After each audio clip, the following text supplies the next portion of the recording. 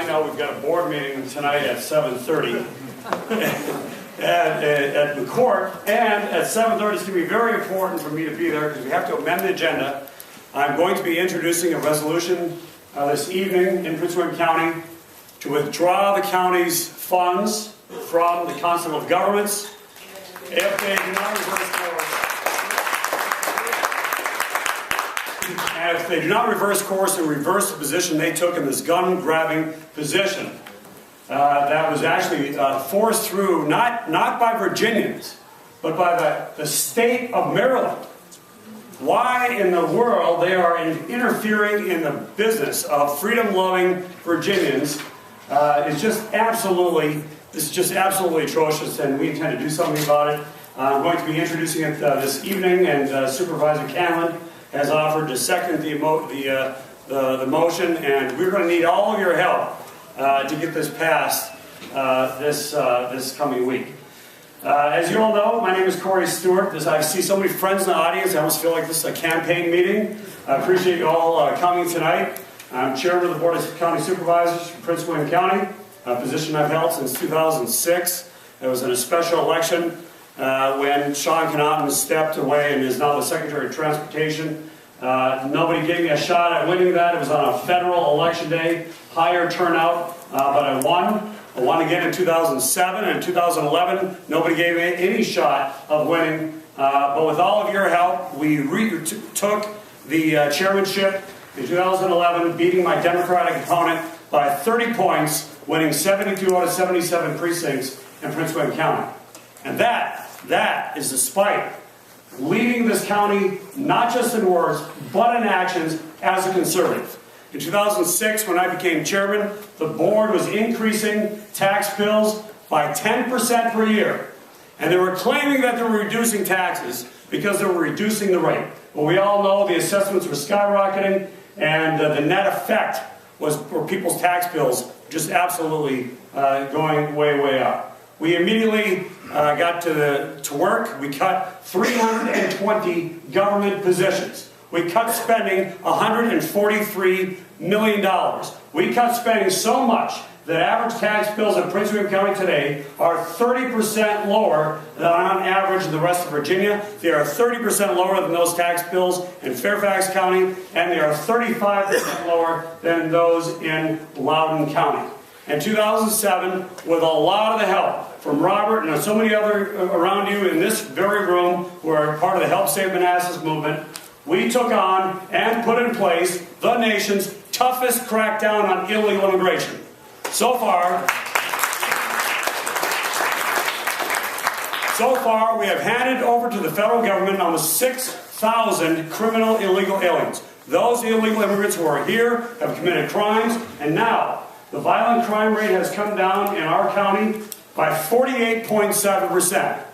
A statistic which the Washington Post calls a coincidence. Now, we all know the truth, that when you enforce the law and you remove those who are breaking the law, that suddenly your violent crime rate starts decreasing. That is what we have to do, not just in Prince William County, because we know a lot of those folks simply went up north into Fairfax County. Sorry about that. And a lot more of them went to Maryland. We need a statewide approach. If you elect me Lieutenant Governor, that's one of the first things I'm going to be pushed for. We also need to take the state's budget and get it under control. It has risen 66% in 10 years, and yet the state still doesn't have enough money to fund core priorities like transportation without a tax increase. That is shameful, and that needs to change. So, ladies and gentlemen, with your help, you are the ones who gave me the support that I needed, not just to get elected, but to implement conservative policies, a conservative agenda right here in Northern Virginia. And when I go around the rest of the state and I ask people, and I tell them what we've done in Prince William, they assume that this must be a hard right Republican jurisdiction. We all know it is not. It is the first majority-minority county in Northern Virginia. Unfortunately, it voted 57% for Barack Obama in 2008 and in 2012. But we've won it time after time. How? Not by straying from our conservative principles, but by sticking to them. That is what we have done. In 2011, I went to 50 different African American churches. And when they allowed me to speak, I would talk about being 100% pro-life, being opposed to gay marriage, being pro-business and bringing in jobs and bringing down tax bills. And those things were not just met with agreement, they were met with applause. We do not have to change our views. We do not have to change our principles in order to win minority voters, which we must do. But what we must do is change the way we campaign. We can no longer ignore areas of this state where there are higher concentrations of minority voters. That is a way to further losses in the future. With your help, ladies and gentlemen, we will turn the tide. I am going to be making that a priority for me. I'm going to be working and campaigning extra hard in the minority areas of the state should I get to this nomination. With your help, I ask for your vote and your support on May the 18th. Thanks a lot, everybody. I'd be happy to answer any questions you might have.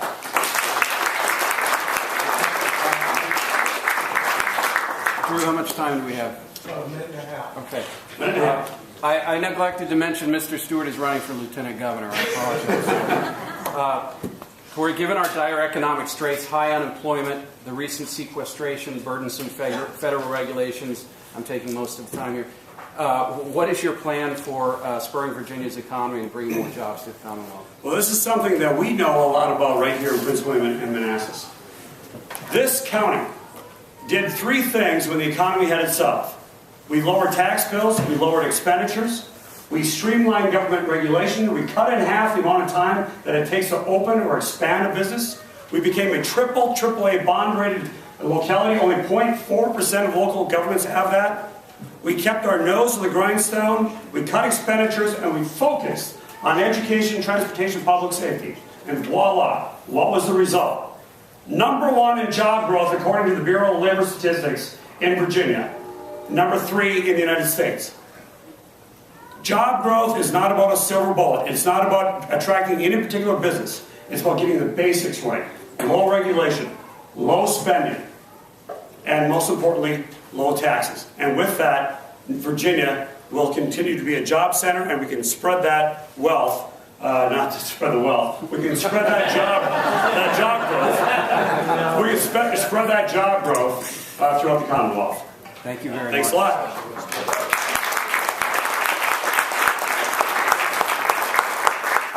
Next up, also running for Lieutenant Governor, we're pleased to welcome Bishop E.W. Jackson. Thank you for being here. Thank you very much. Appreciate that. Thank you, Mr. Chairman, and thank you all for coming. Thank you for your interest in what's going on in our country. Folks, on November the 6th, we were punched in the gut. We were hit and hit hard. We weren't expecting it. The outcome was one of the worst disappointments most of us have ever experienced electorally. It's the only election I've ever seen where people actually wept over the outcome. And I'm not just talking about the candidates. These are the words that inspired me. They weren't published in 2012. They were published on December 23rd, 1776, by a man named Thomas Paine. He said, "These are the times that try men's souls. The summer soldier and the sunshine patriot will in this time of crisis shrink from their duty to their country. But those who stand by her deserve the love and thanks of man and woman alike." And then he said this, "Tyranny, like hell, is not easily defeated." Folks, this is not a battle between left and right. This is not a battle between Democrat and Republican. This is a battle between good and evil. This is a battle between tyranny and freedom. It's a battle between whether we remain a constitutional republic or we morph into some sort of socialist totalitarian type state. This is about freedom. That's the only reason why I'm running. I trust none of us is in this race because we think this is the next step in our career. But our country needs us. The Commonwealth of Virginia needs us. Because the foundations of this nation are being eroded. They are being chipped away at, and in some cases, a sledgehammer is being taken to them. Virginia is the place where those foundations were laid. A Virginian won the Revolutionary War for us. A Virginian gave us the words of the Declaration of Independence. A Virginian said famously, "Give me liberty or give me death." And a Virginian wrote the words that framed the Constitution of the United States, which was originally called the Virginia Plan. And Virginia is where those foundations must be laid again. Now, folks, this is not a time for speaking out of our heads about conservative ideas. This is a time about believing those things so deeply in our hearts that we are willing to die for them. I trust that if we believe them that hard, we will never have to pay that price. But others have paid that price. And so when people say to me, "Thank you for the sacrifice you're making," I think to myself, this is a sacrifice?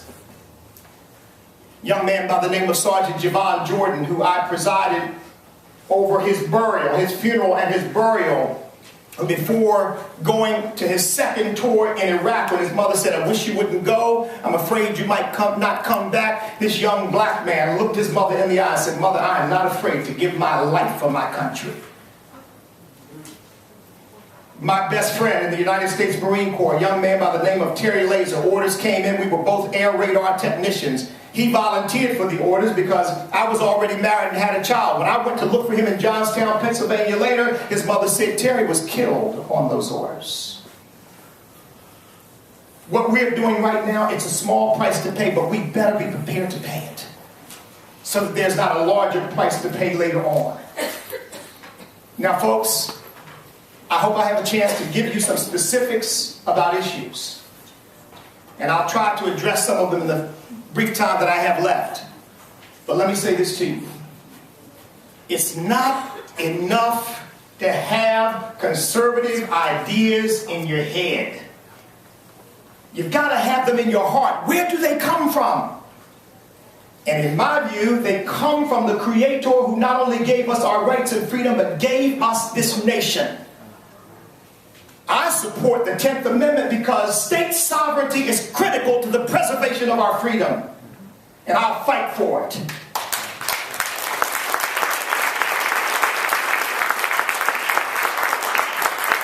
And I support a taxpayer bill of rights because I believe that the government should not be able to grow beyond the growth of our own income. Do you know that the federal government since 1970 has grown 12 times faster than the income of the average American? Shouldn't be allowed to happen. And I support parental choice in education because to me it is a fundamental civil right that parents choose where and how their children are educated, not have the government dictating where and how and to what and with what our children are educated. These are principles that are worth fighting for.